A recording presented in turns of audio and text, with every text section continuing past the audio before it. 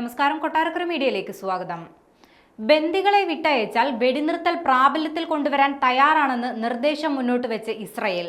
ബന്ദികളിൽ പകുതി പേരെ മോചിപ്പിക്കുകയാണെങ്കിൽ 45 ദിവസത്തേക്ക് വെടിനിർത്തൽ കൊണ്ടുവരാമെന്ന് ഇസ്രയേൽ പറഞ്ഞതായി ഹമാസ് വ്യക്തമാക്കി.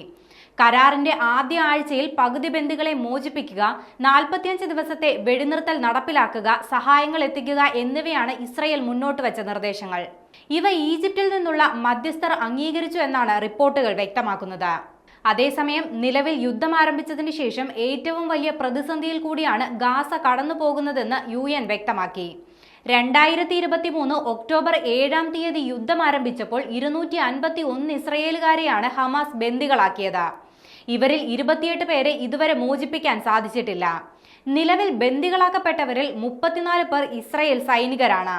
ഹമാസ് സായുധ വിഭാഗമായ ഖാസം ബ്രിഗേഡ് തങ്ങൾ ബന്ദികളാക്കിയ ഇസ്രയേൽ സൈനികന്റെ വീഡിയോ കഴിഞ്ഞ ദിവസം ഹമാസ് പുറത്തുവിട്ടിരുന്നു. ഇസ്രയേൽ US പൗരനായ ഈഡൻ അലക്സാണ്ടർ ഇസ്രയേൽ സർക്കാരിനെ വിമർശിക്കുന്ന വീഡിയോയാണ് പുറത്തുവിട്ടത്. 551 ദിവസങ്ങളായി ഈഡനെ ഹമാസ് ബന്ദിയാക്കിയിട്ട്.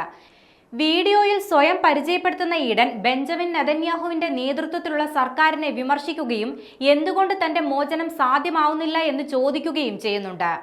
നിലവിൽ ഗാസയുടെ തെക്കേ അറ്റത്തുള്ള റഫ നഗരം ഇസ്രയേൽ സൈന്യം പൂർണ്ണമായും പിടിച്ചെടുത്തിരിക്കുകയാണ്. മൊറാഗ് എന്ന സുരക്ഷാ ഇടനാഴി കൂടി നിർമ്മിച്ചതോടെ ഗാസയിലെ മറ്റ് പ്രദേശങ്ങളും റഫയുമായുള്ള ബന്ധം പൂർണ്ണമായും നഷ്ടപ്പെട്ടു. ബന്ദികളെ മോചിപ്പിക്കുന്നതുവരെ യുദ്ധം തുടരാനാണ് തീരുമാനമെന്ന് ഇസ്രയേൽ പ്രധാനമന്ത്രിയും വ്യക്തമാക്കിയിട്ടുണ്ട്.